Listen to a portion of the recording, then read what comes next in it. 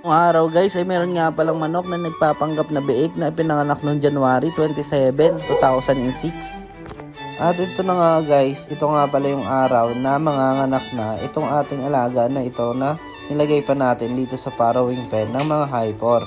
Hindi ko na nga pala nabidyohan yung panganganak nito. Dahil sa kadahilanan na nagka-emergency ako at hindi na ako nakapanood pa ng live ng panganganak nito. Pero okay lang yun guys, kasi may manganganak naman na hyper sa isang araw.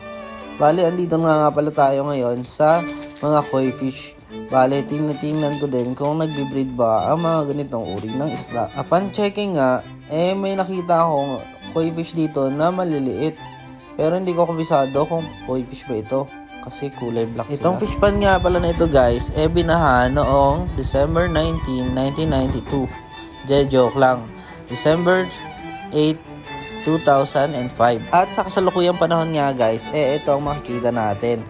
Yung mga isda nga pala natin, malalaki na. May ilan din nga pala akong nakikitang tilapia at hito. At pagkabalik ko nga guys ngayong gabi, may nakita ako at napansin na biik na paghihiga siya, nakatayo ang nasa likod na mga paa. Bale, ang mga ganitong biik nga pala guys, parang kulang sa vitamina o calcium.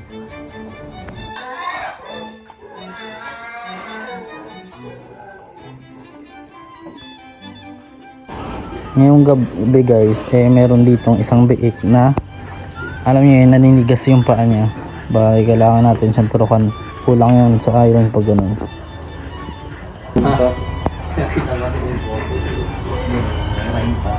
Yan guys, yung hindi makatulog yung biik, kailangan natin siyang turukan. Kapag ganito yung paa niya, kulang yan sa iron, kaya ganyan.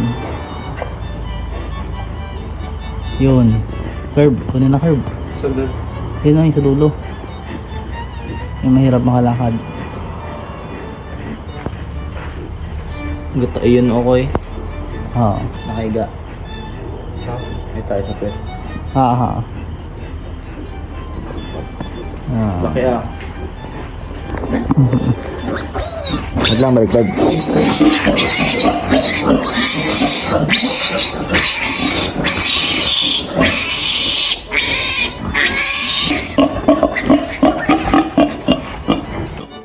Bale, pagkatapos ko nga pala magturok guys, iniwan ko muna yung pansamantala. Tapos, pagkabalik ko nga pala guys, nakita ko, nakatulog na yung tinurokan namin.